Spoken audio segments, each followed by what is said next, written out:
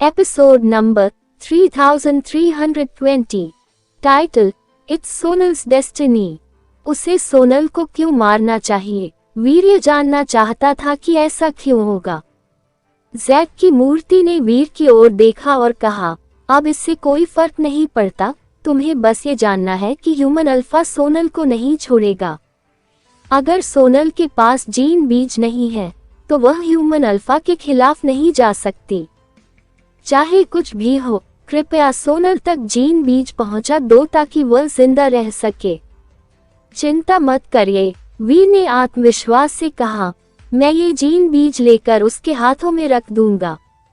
इसके अलावा मैं किसी को भी सोनल को नुकसान पहुंचाने की इजाजत नहीं दूंगा, चाहे वह कोई भी हो।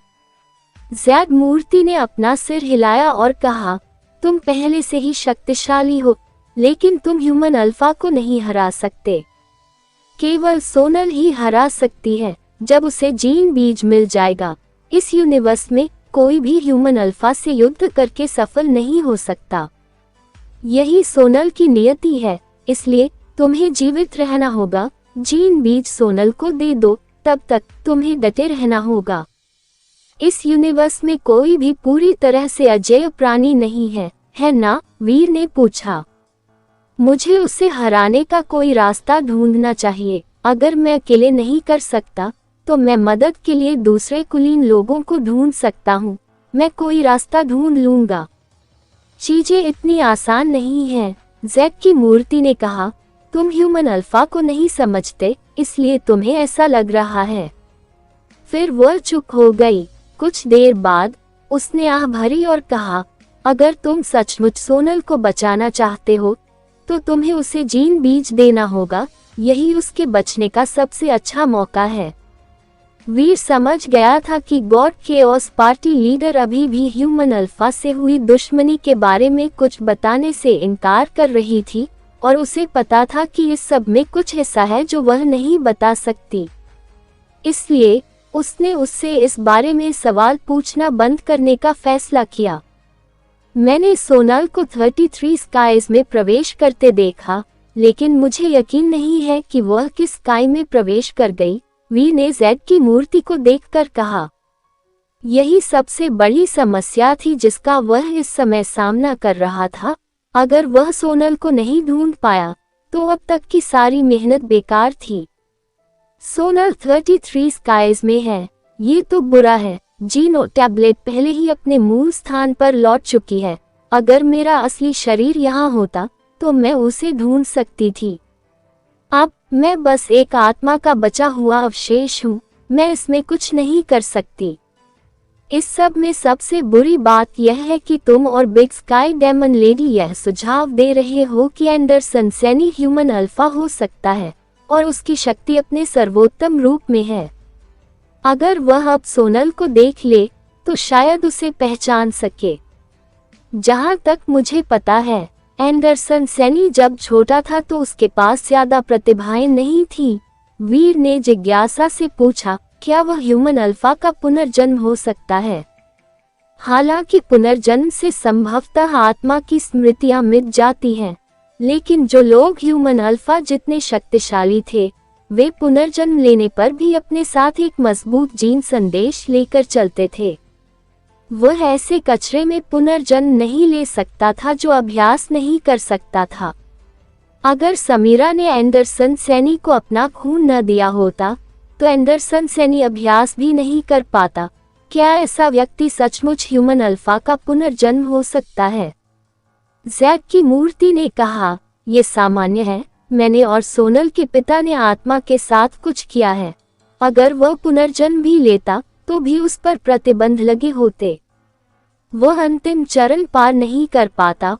उसकी शक्ति के साथ प्रतिबंधों को पार करना बस समय की बात है। हो सकता है कि इस जन्म में ही वह प्रतिबंधों को तोड़कर कुछ और बन गया हो। अगर वह ऐसा कर पाता है तो वह अंतिम चरण पूरा कर सकता है। केवल मैं और सोनल के पिता और हमारी आनुवंशिक संतान सोनल ही उससे लड़ सकते हैं। गॉड केओस पार्टी लीडर का स्वर बहुत शांत था, लेकिन वीर बता सकता था कि उसे सोनल पर बहुत गर्व था। सिर्फ 2 जेनेटिक्स नहीं हो सकते। सोनल ने जन्म लेने के लिए मेरे खून का इस्तेमाल किया है, इसलिए उसके जीन्स में मेरा एक अंश होना चाहिए। वीर ने बस यही सोचा था, उसने जोर से कहने की हिम्मत नहीं की। जैक की मूर्ति ने वीर की तरफ नहीं देखा, उसे कुछ अजीब नहीं लगा। उसने कुछ देर सोचा, फिर उसने वीर की तरफ देखा और कहा, इस समय सोनल को ढूंढने की हमारी एकमात्र उम्मीद तुम ही हो। मैं ऐसा कैसे कर सकता हूँ? वीर ने जल्दी से पूछा। तुम्हारे शरीर में सोनल के कुछ जीन हैं। सोनल के साथ तुम्हारे संबंध के कारण तुम अपने जीन संदेश को सक्रिय करने के लिए एक विशेष विधि का उपयोग कर सकते हो। तुम महसूस कर पाओगे कि वह कहाँ है। ऐसा करने से तुम्हें एक बड़ी समस्या हो सकती है। तुम्हारे शरीर पर बहुत सारा बोझ होगा। ये तुम्हारे अपने जीन संदेश को बिगाड़ देगा। ये तुम्हारे जीन संदेश को बदल भी सकता है। जैक की मूर्ति इन समस्याओं को छिपाने की योजना नहीं बना रही थी। अगर कोई और रास्ता नहीं है तो शायद मुझे यही करना होगा, वीर ने कहा।